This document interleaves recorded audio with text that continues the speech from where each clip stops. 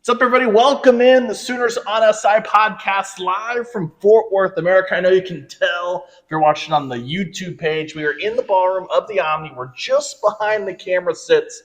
A little earlier today, Brent Venables, Brian Newberry, the head coaches of Oklahoma and Navy, got us ready for the Armed Forces Bowl. I'm Ryan Chapman, joined as always by the boss man, Mr. John Hoover. Hoove, how was the trip down? How was Christmas? Good? Christmas was great. The trip down was scary. We had a little fog that covered the entire state of Oklahoma and northern Texas.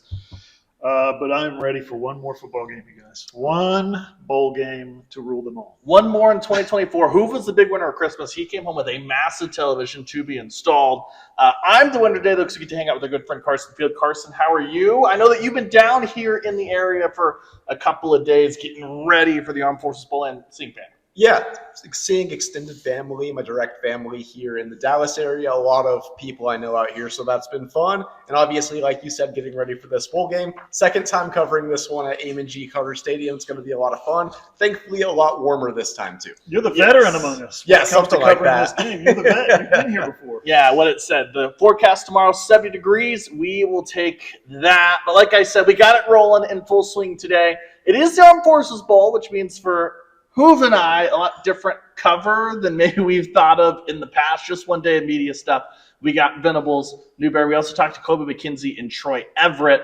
We're going to do a little game preview at the end, but because we're recording so close to the game, we're not going to go super heavy on Navy, all that stuff. We'll take care of that in the post-game pod tomorrow. But Brent Venables did take the podium. First time we've got to hear from him since the Sooners assigned John Mateer, as well as a bunch of their other portal additions. But John, while Brent begrudgingly was asked twice about John Mateer and a little bit about Ben Arbuckle, he didn't really want to talk about those guys today. He was full speed ahead on the midshipmen. It was basically what I told you. We had a little get together before the press conference started, and I expressed to Ryan. I said we've got a million questions to ask about this team, about the transfer portal, about 2025 and the rebuild and what. And Brent is sitting literally right next to Brian Newberry, the Navy head coach, right? And I think there was a laptop in between them. And I told Brian, I said, he's not going to want to answer any questions about the future, about 2025, about the portal. He did express about 1.5 sentences on John Mateer, and then he moved on to, this week's opponent, tomorrow's opponent, Brian sitting right next to him. It was kind of – and another part of this press conference that was a little awkward and weird today – was, it's Oklahoma football. As you know, there's an appetite for OU football. And there's, the usual contingent of 20 or so reporters from Oklahoma. There was one covering Navy here today. And it just made it there was an awkward moment where he said, I'm glad to the one guy, I'm glad you asked me a question because I didn't know what I was doing up here. Here's the other side of it, though. Brian Newberry, with his many, unlimited time, not unlimited, open time to meet with the press. He gave us 2 Zoom calls before we ever got to Fort Worth, so he doesn't even need to be here. We already talked to him twice before this game even got rolling. So yeah, we're glad we finally heard from Venables, and it was nice to finally meet face to face Brian Newberry. Yeah, Carson. Brian Newberry talked about, hey, Boomer Sooner's been playing at practice. Obviously, you prepare for the game. He gave the hope it's not playing too much on Friday, but he's like, I still get goosebumps. Which, by the way, I have noticed this. This is a through line. Joe John Finley has done this. Cale Gundy has done this. Football coaches called them chill bumps instead of goosebumps, which is not incorrect, I guess, but it's wrong. It's goosebumps. Anyway. King calls it goose flesh. I've never really gotten into Steven gets to do his own thing. That's a Northeast thing, I guess. He gets to do his own thing. But because of that, Carson, like we said, not a lot made of the newcomers, all that. Even the Ben Arbuckle questions, Brent Venables just kind of talked about how tamped down it was. Yeah, good to get him going, but not a lot to expect. Maybe Brent Venables was basically trying to say he's just coaching the quarterbacks. These offenses and Arbuckles, don't think you're about to see the early glimpse of Ben Arbuckle in the Armed Forces Bowl. Yeah, I think that's part of it too. I mean, this is going to be a totally different team that we see in week 1 of 2025 versus what we see on Friday. So it's so different. I understand not wanting to get too much into it. I mean, sure, it's not a college football playoff game. Sure, it's not a major bowl game. It's a game they want to win. It determines if they have a winning or a losing season. So there is still some things at stake for the Sooners and Venables here. And part of it might just be respect for the other coach. He wants to talk about this game. This is a very, very big bowl game for Navy, playing a team from the SEC, something they haven't done since either the 50s or the 60s. I don't remember which one, but a very long time nonetheless. So maybe it's part of that respect aspect, seeing Newberry. This is a heck of a deal for him too, being from Moore, going to school in Moore. I mean, being kind of a former Boomer Sooner fan, like he said. So it's interesting in that respect. I think he was just showing a little bit of respect for that, but also maybe he wanted to be secretive. I don't know his full motives. Yeah, I think that with Brent, he doesn't like to offer anything, and he does a whole lot of word salad garbage, which we got some of today. I would say we'll hear a lot about those guys in the spring, but we probably won't talk to John Mateer for a long time. Probably won't talk to Ben Arbuckle. It is what it is. Not my favorite thing. Not anyone's favorite 1965, thing. by the way. 1965. Okay. That was before any of the, as you mentioned in your story, any of the players were born. Also before any of the coaches were born. Probably before any of their parents were born, if you think about it. Yeah, that's true. So before I was born, and I'm old. My dad was alive for that. So ha. But no, one thing that was due, though, a whole new team, like you mentioned, that's what the 2025 Oklahoma team will be. This bowl team is pretty new. We knew about Danny Stutzman and Billy Bowman, those two opt-outs. I can't remember if the depth chart has come out since we last podcasted or not, partly because when Christmas time hits, I lose track of days, all that stuff. But it was confirmed, obviously, when the depth chart dropped, no Danny Stutzman, no Billy Bowman. You're also going to lose a couple of guys like a Desam McCullough, who's in the portal, not going to play in this game. So Brent Venables said 56 scholarship players, which I know that got a little bit of a reaction on Twitter. But then when we started thinking about it, when you go through all the wide receivers who missed the year, let's just say they started at 85, then you start rolling through Burks, Anthony, Anderson, Gibson, Farouk. That's 5 scholarships we're going to play without for most of the year. You talk about some of those other guys that have been Jake Taylor, Jacob Sexton. Those are 2 more scholarship players Oklahoma's been playing with that. Kendall Dolby, Gentry Williams. And so when you start paring it down, was it 56 the last couple of weeks? No, but it wasn't 85 scholarship players. It's not like a real mind-boggling thing. But the big news will be, not that it's news, Brent Mills talked about 12 freshmen in the 2 deep on both offense and defense. A lot of those freshmen have not played a whole lot this year, John. That for me, Michael Hopkins is thing number 1 I'm looking at, but the rest of this freshman class, some of these redshirt freshmen maybe haven't got a chance to make an impact yet. Those will be the big guys that have a real chance to maybe propel themselves into spring football on Friday. Yeah, the best that they can hope for, from my perspective, the best that Oklahoma's young freshman class can hope for. And I counted it up. I've got the depth chart here as of December 19th, this depth chart that was released pre-bowl, obviously. 14 on offense, 9 on defense. Brent expressed today that there's been some movement or some shuffling around. 24 total, so 12 on offense, 12 on defense. That's crazy. In the 2 deep, not in the starting 11, but in the 2 deep. Okay, so you're expecting guys who are true freshmen, and then guys who are true freshmen who have maybe intended to redshirt this year, right? So they've played their 4 games.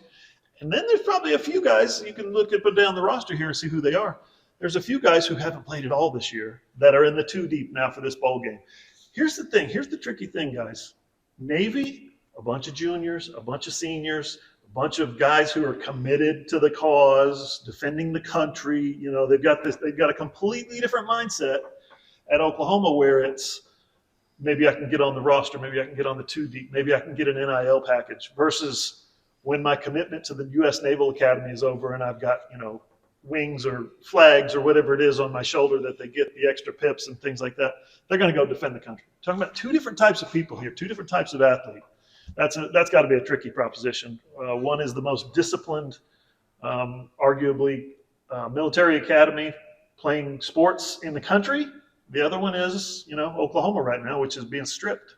It's I work with Kelly Gregg, right? The great Kelly Gregg on the radio side of things. He said he played with a guy who played football at Army with the Ravens. And he always talked about how it was an insane thought process to be able to turn to his teammate and say, the best part of my day was football, because all the other stuff is all the rigors. For him, it was Army, but everything that goes into being at West Point, stuff like that, exact same situation with Navy. So Navy also not having to worry about the transfer portal. We saw, 1 Army running back enter the portal. I think it's You can't even enter the portal after your sophomore year, I believe. Something like No, regardless. So the rule is you can enter it before you become a junior. So you can after your freshman year if you don't like how things are going, but you can't once you hit junior year. Nope. Yeah, you basically get 2 years to decide. It's just a whole different situation, which makes it really interesting because so much of bowl games is often like, what team cares to be here? And Oklahoma's in the SEC now, so if Oklahoma loses this game, just remember, folks, it's not the college football playoff.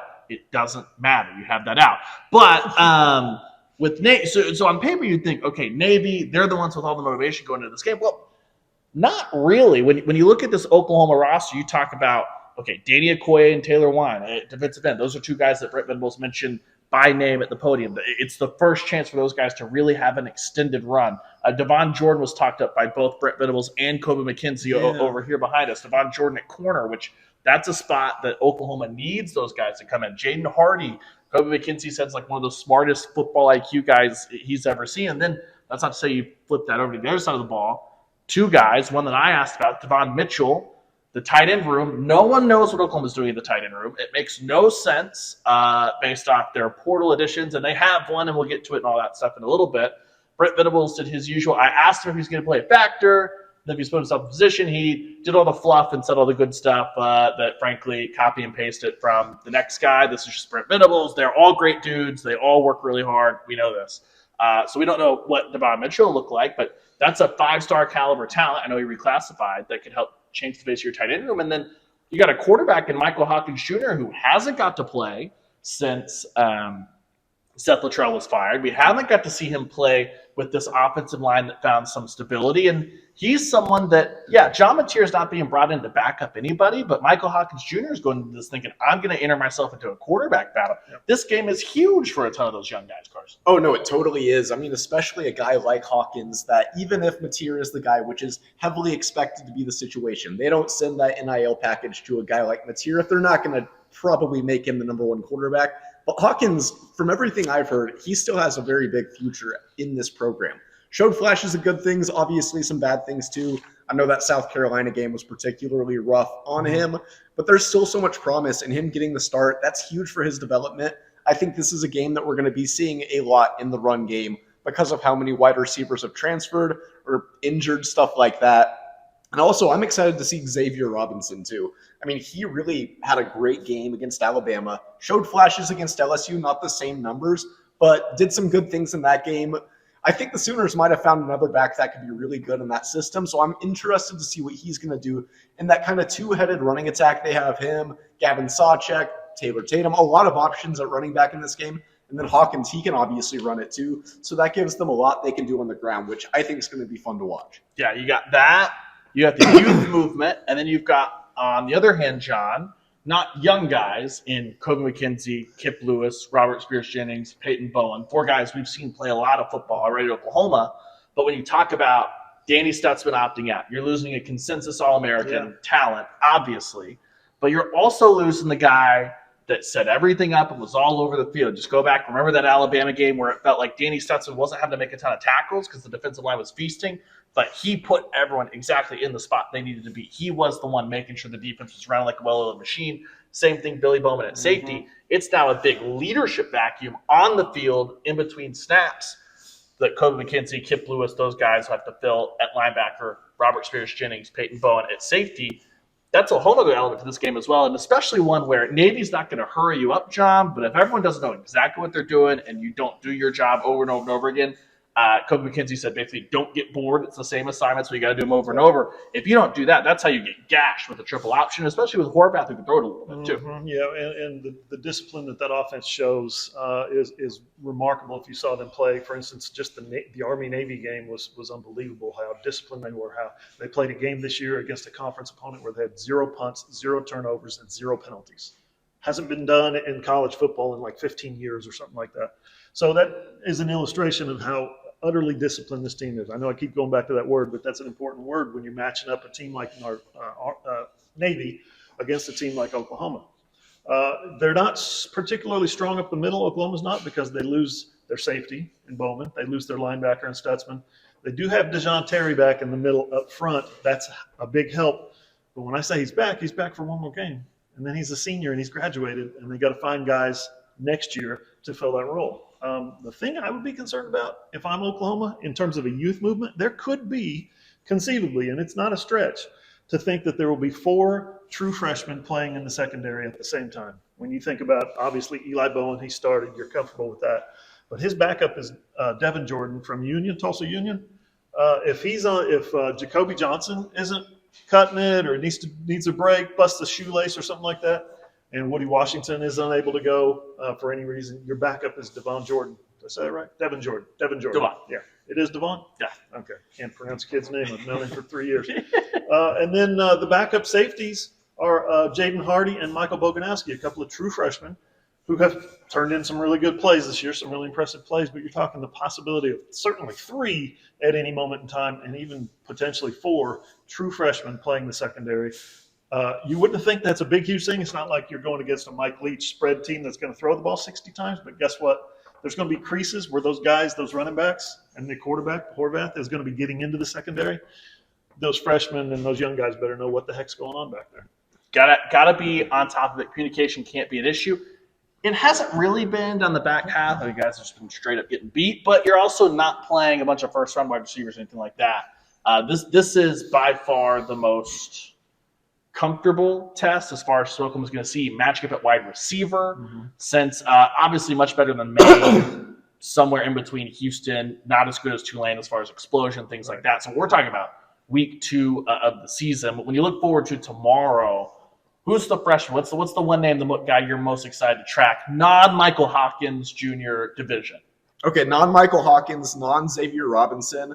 I think the tight end position is very interesting with Devon Mitchell. There's a lot to be seen there. I think that's very exciting. Yep. So I think that'll be interesting. I also like this pair of Zions. Zion Raggins, I hope I'm saying his name right, and Zion Carney. I think it's interesting. Both of them were highly touted prospects out of high school. It's cool seeing them first and second string both at wide receiver. Guys that played a lot at wide receiver but did nothing, like absolutely nothing. So right. Are they going to get a chance, especially if Deion Burks plays? You have a wide receiver one that can draw some attention, and we'll see if Michael Hawkins can spread it out. And you have a guy like Jacob Jordan who, by all accounts, had a better season than I think any Sooner fan probably expected him to this year. See what he can do. I think his breakout game was that South Carolina that he had the really big game. Yes. Technically, I mean, yes. Big for OU receiving standards in 2020. That actually was one of the better games of the year for this team. No, he had a great game. I think he could have another one.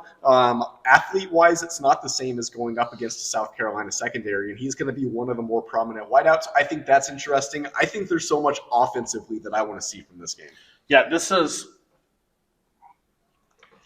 with all due respect, incredible humans, way more accomplished than anything I've ever done. Navy's defense stinks. Oklahoma should go out there and think about what you just said.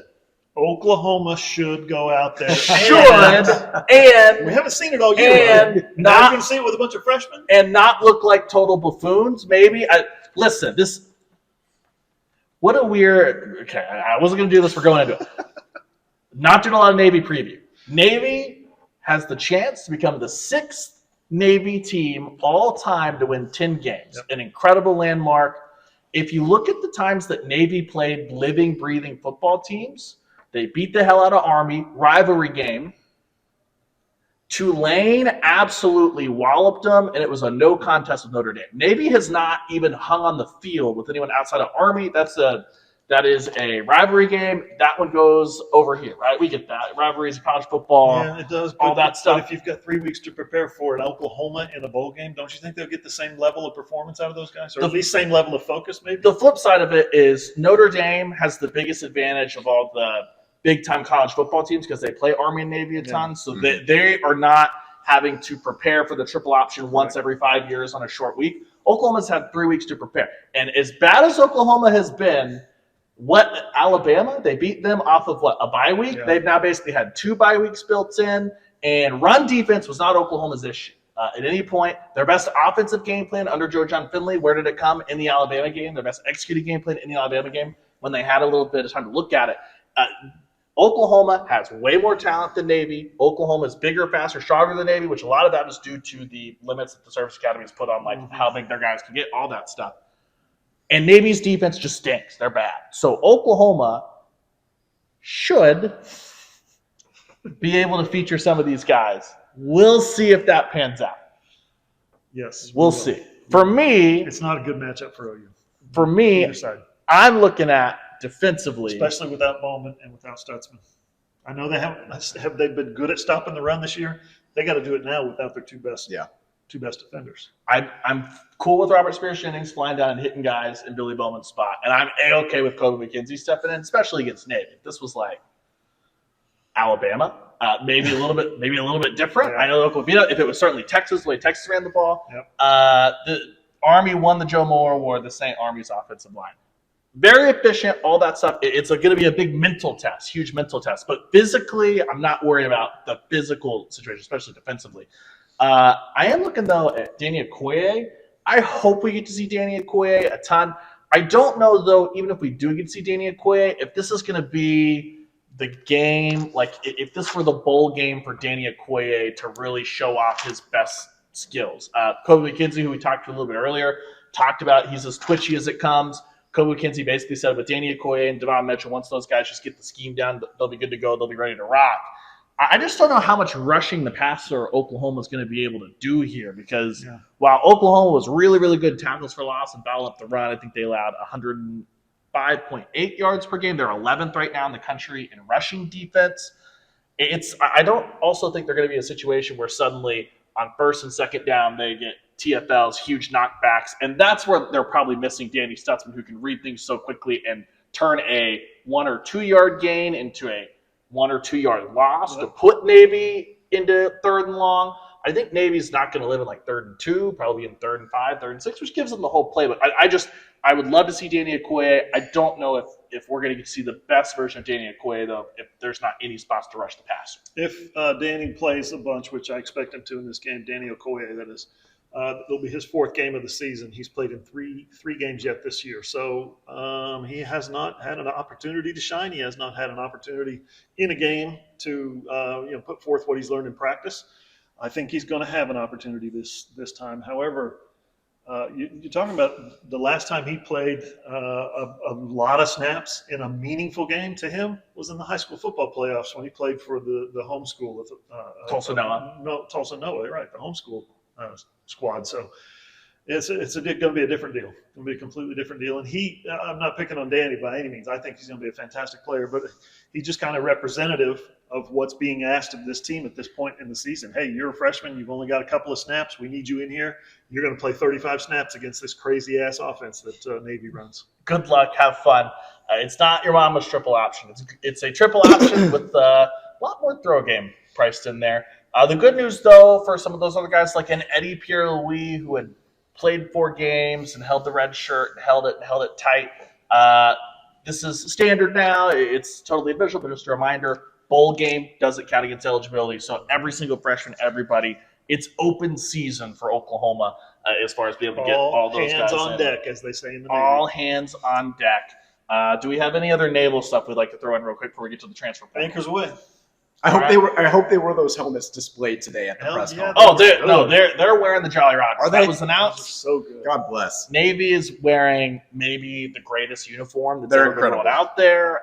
They wore that for Army Navy, right? So they, look, that actually might be my X factor. Tune in OklahomaSooners.com. That's where we'll have everything that's been said today for press conference day. Got all the videos for the press conferences. Obviously, just hit the football tab, scroll. They're all there. Who wrote about Mateer and Hawkins? I wrote about, what did I write about? Freshmen. All the freshmen. It's been a day.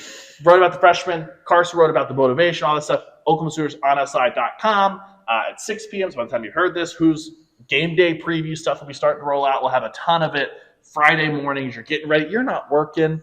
Duh. If you're coming down, you're waiting in the parking lot, whatever, read all that. But my X factor might just be that Navy is the best helmets in the game, and that might be enough to turn the tide. The Navy helmets are big time. Today at the press conference, Kobe McKenzie and Troy Everett showed up, and they had suits on, and they looked dynamite. They looked very impressive. On the other side of the room, the two midshipmen came in, and they were in full dress uniform. Full dress uniform. Golly, was that impressive or Tough what? to beat. It's Oh tough my to beat. gosh. All right, let's move over into some portal stuff. We'll circle back to do some game preview. And again, like I said, we're not going to do too much game preview because we're going to recap the game that's played tomorrow. Merry Christmas. And Happy Hanukkah. Can coincide. It's like the 5th time in like 100 years. Insane. Okay. Last time we all got together, John Mateer had signed, sealed, delivered, all the fun stuff. Real quick, John Mateer has since spoken. He does speak. He won't get here till January. It makes perfect sense. Spoke to him. Let's be honest. Well, Let's tell it like it is. He spoke to Eddie and I. John Mateer, this totally normal. This is not a criticism. He's not here until January. He won't be made available until the spring. That makes all the sense in the world. John Mateer did talk about, though, kind of the whirlwind of he didn't have Baker Mayfield's number. He gets a call. The message is like, yo, this is Baker Mayfield. Could you please call me back? I'd like to talk to you about Oklahoma. At which John Mateer, I think his first reaction was, one of my buddies is a massive Baker Mayfield fan. He's never really like, oh crap, I need to pick up the phone call. So that was fun. Really good dude. Seems like he gets it and is going to be hunkering down to get ready to rock and roll in January. But that was the last signee. Since then, Oklahoma has added 4 further guys in the transfer portal. They've added veteran offensive lineman Derek Simmons by way of Western Carolina and Abilene Christian before that. They've added Arkansas wide receiver Isaiah Satanka, who is basically going to be a like-for-like replacement for Brennan Thompson. Both short, both real fast. The difference being that Satanka can take a nick or a niggle and still play football. They got a tight end, gentlemen. Confirmed? Oklahoma signed a tight end. Now, It was option 4. Now, Carson Kent, the tight end from Kennesaw State, did play in the worst offense in football, but he'll fit right in. And then they also picked up Western Carolina quarterback Cole Gonzalez, who a really, really experienced guy who's going to come in. They needed an experienced guy to be the third-string player.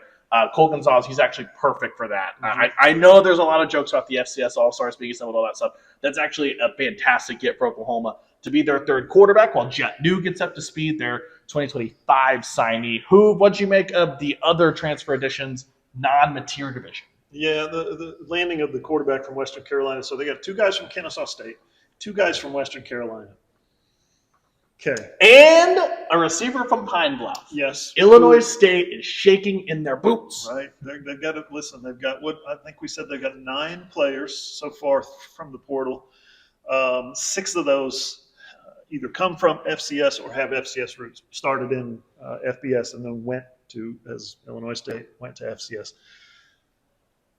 They put all their eggs in John Mateer's basket. They put every egg they have in John Mateer's basket, meaning NIL-wise, they paid him as much as they possibly could. They put all this resources aside specifically for the quarterback. They need another guy to come in here and compete with Michael Hawkins. They need a guy to come in and win the job because the way Hawkins played this year, they want somebody to come in and play at a different level than what Hawkins played this year as a true freshman. So they need somebody to come in and do that, and they budgeted for it. All right, if you're going to budget all your Christmas shopping, guys, for you've got say 9 kids and you got to bring in Christmas presents for 8 of them, you're probably going to give the firstborn. Well, no, I'm kidding. I'm totally kidding.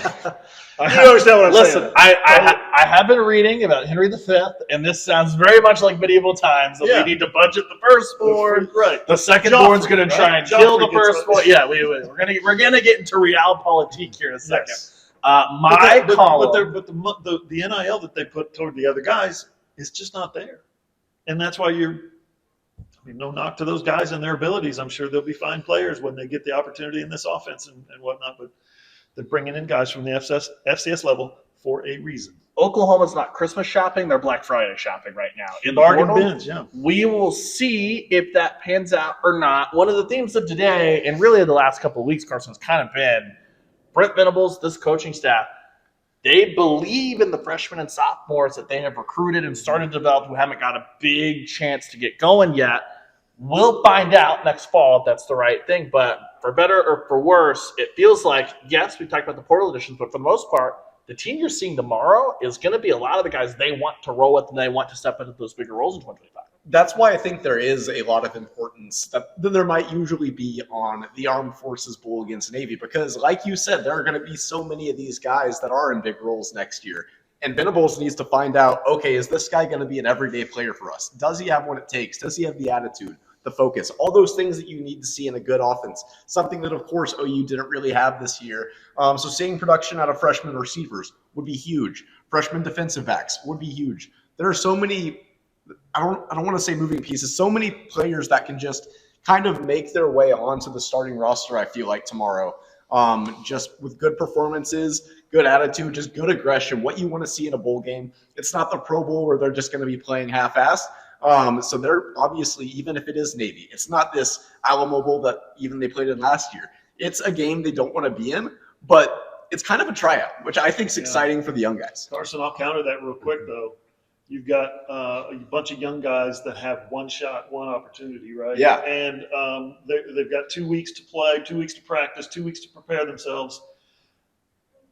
What you're looking for if you're Brent Venables is something you didn't get out of that position, especially offensively. Yes. Wide receiver and the offensive line as well, which is not in play in this particular conversation. But you're looking for consistency. You're looking for consistent focus, consistent attitude, consistent effort, consistent work ethic. They got none of that from those guys, from the wide receivers, especially this year. So the question is, if now you're a freshman and this is your bowl game, this is your one opportunity. Exactly. Where has that been all year? How come you haven't elevated your game? Can we trust you to do that next year? You know what I mean? Yeah. So there's a little bit of concern in my. That's a good point. We'll see, especially if Deion Burke's able to really give it a go.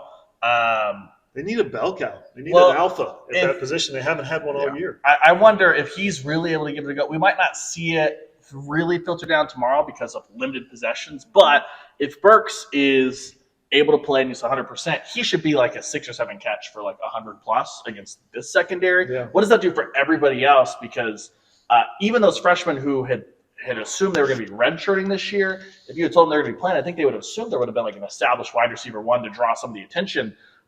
They've been getting equal attention as everybody else all this year because no receivers have been healthy, which is a tough spot to put them in. So we'll see. Now, all this talk of one shot, one opportunity, we did have spaghetti for lunch. It wasn't mom's, anything like that. Let's roll it in real quick.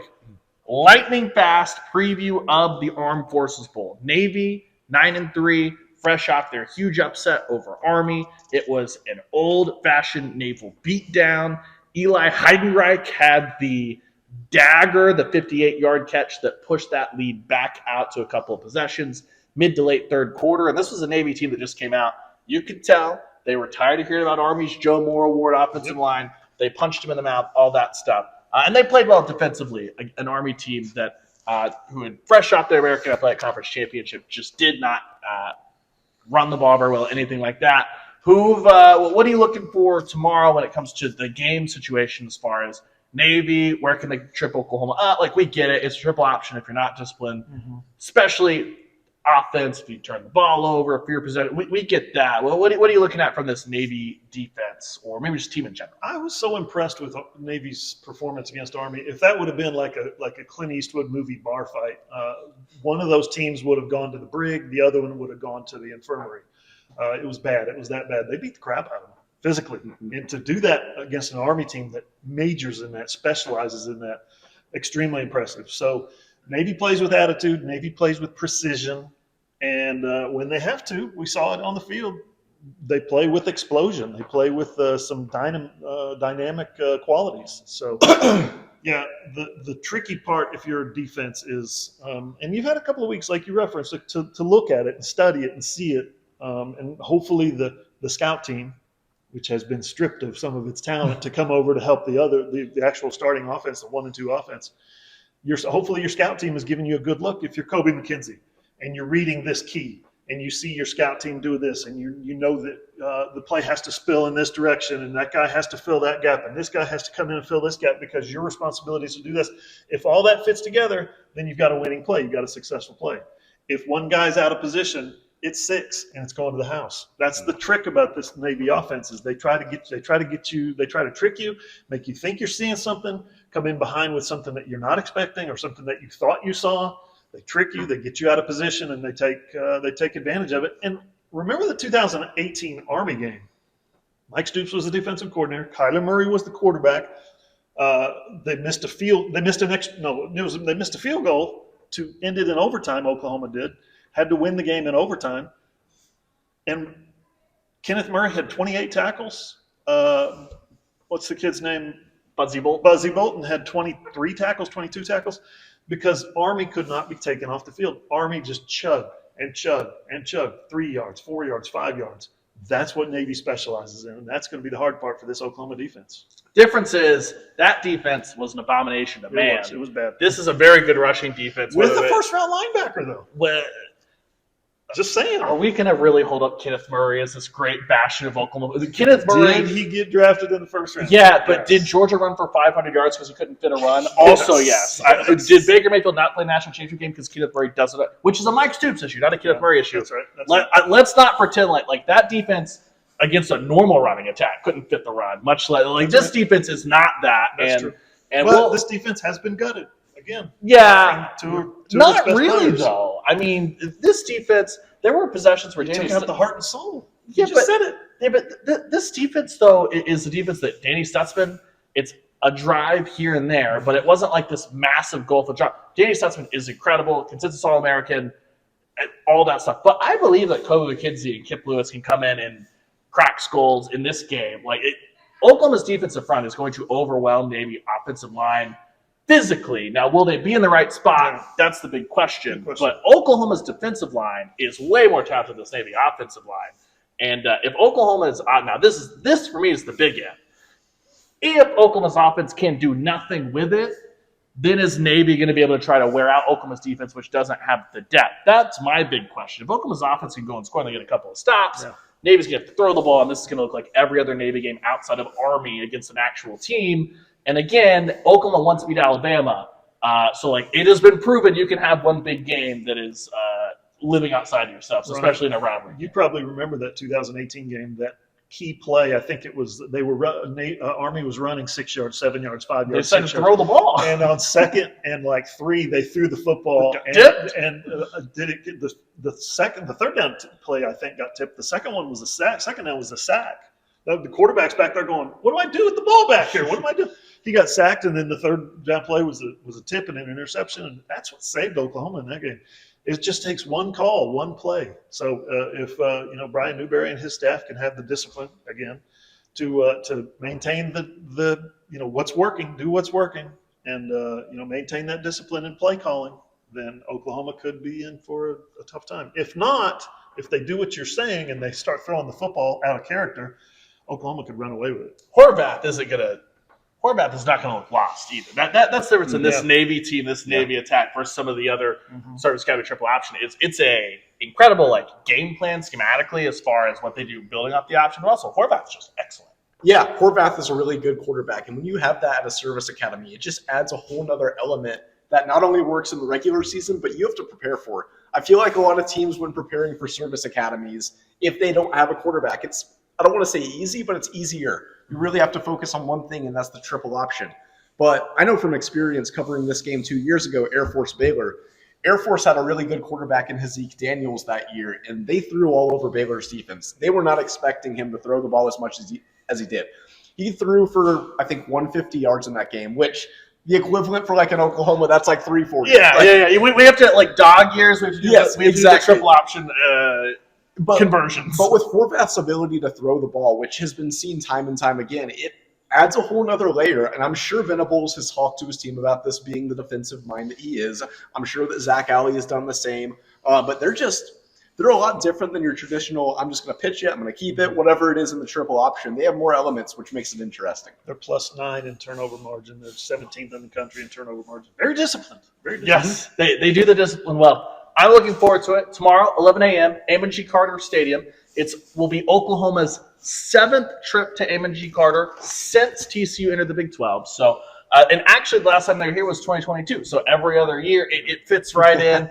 It's Fort Worth. A ton of Navy guys from Texas in the DFW area. None of them received an offer from Oklahoma. Brian Newberry told us today. Yeah, he was sure to toss that in there, which I'm sure Brett Venables was like, I would hope not. Not again. You should be recruiting a little bit differently. Not disparaging at all. If you've got to fit in in the cockpit of a fighter or underneath a submarine or something, Yeah. you're probably not going to want to play football at Oklahoma. These two schools should not be recruiting the same people. Right. That would be very different. I'm excited for it. I'm sure we'll get a dope flyover. I'm sure the pageantry is going to be unmatched tomorrow with it being the Armed Forces Bowl. Very much looking forward to that. As you can probably tell, I don't think this will be much of a game, but we shall see. That would require Oklahoma to score and not turn the ball over, which they've not done either. So maybe I don't know where my trust is coming from, but I do think that Oklahoma's going to run away and hide with this thing. But we'll see. If you want to see what Hoover's official score prediction is, what Carson's is, certainly what mine is, Oklahoma Sooners on SI.com. Friday morning, it'll all be there. 6 o'clock, 7 o'clock, 8 o'clock, every hour on the hour up until kickoff. We'll have something new for you, Oklahoma Sooners on SI.com. And as soon as the game is over, you know this. We'll have had the blog rolling all game long, so don't wait till the game's over. Oklahoma Sooners on SI.com. Hit that. We'll have all the video, all the press conferences. Anyone who speaks in front of a microphone and video, it will be up. Oklahoma Sooners on SI.com or on Hoover's YouTube page, John Hoover Media. We'll have a pretty comprehensive breakdown of that game. We're going to try and spin way too much stuff forward based off of just one game because it's one game. We're going to overreact. That's what we do. It's all we can do because then we won't talk to you in a post-game setting until Masters weekend when Oklahoma debuts Ben Arbuckle and John Mateer in the spring game. Kind of insane to think about. It is. Yeah, I'm looking forward to, think about the post-game, guys. It's not an SEC stadium. It's a Big 12 stadium, meaning we're going to be here presenting live from the press box, fresh from the press box, as always, certified fresh. It'll be beautiful. We cannot Not from wait. some lame hotel 30 miles away. No, in this hotel, not lame. Shout out to the Omni for letting us hang out Pretty here cool. all day long. For Carson Field, for John Hoover, I'm Ryan Chapman. We'll talk to you guys literally tomorrow. If you miss us, not for too long. Post game, be back, be here, be square. We'll talk to you then.